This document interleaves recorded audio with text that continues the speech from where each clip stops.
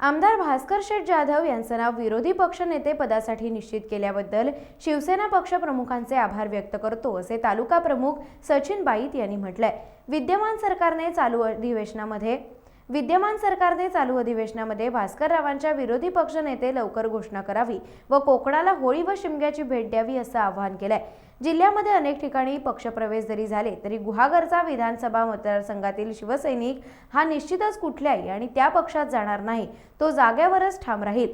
भास्कररावांच्या रूपाने निश्चितच कोकणाचा विकास होईल असं आश्वासक विधान गुहागर शिवसेना तालुका प्रमुख सचिन बाईत यांनी टाइम्स डिजिटलकडे संवाद साधताना सांगितलं। प्रथम मी पक्षप्रमुख माननीय उद्धव साहेब ठाकरे यांचं मनापासून आभार व्यक्त करतो की गुहागर विधानसभा मतदारसंघाचे आमचे लाडके आमदार भास्कर शेठ जाधव यांचं एकमुखी नाव पक्षाच्या माध्यमातून निश्चित करण्यात आलं।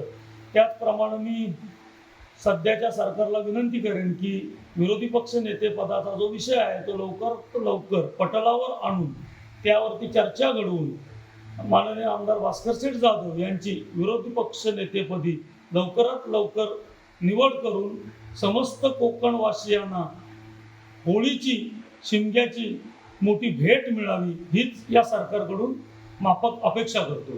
पक्ष सोडण्याच्या कुठल्याही स्थितीमध्ये नाही, यात निश्चितपणे ते पक्षासोबतच राहतील याची मी कार्यकर्त्यांच्या वतीनं खात्री देऊ शकतो।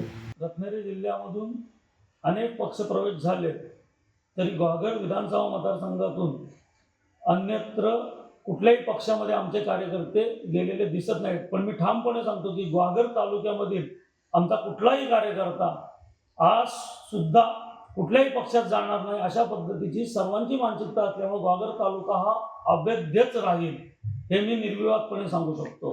कोकणासाठी विरोधी पक्ष नेतेपद हे निश्चितपणे भास्करराव यांच्या रूपानं एक नेत्रदीप कामगिरी करणारं नेतृत्व असल्यामुळं कोकणाला प्रचंड असा फायदा होईल आणि कोकणाचा विकास होईल। त्याचबरोबर गुहागर विधानसभा मतदारसंघाचा सुद्धा मोठ्या प्रमाणात विकास होईल। आमदार भास्कर साहेब जाधव यांना निश्चितपणानं नेते ते पक्षाचे नेते देखील आहेत, त्याच्यामुळं कोकणची जबाबदारी देत असतानाच अन्य जिल्ह्यांच्या सुद्धा जबाबदाऱ्या आहेत।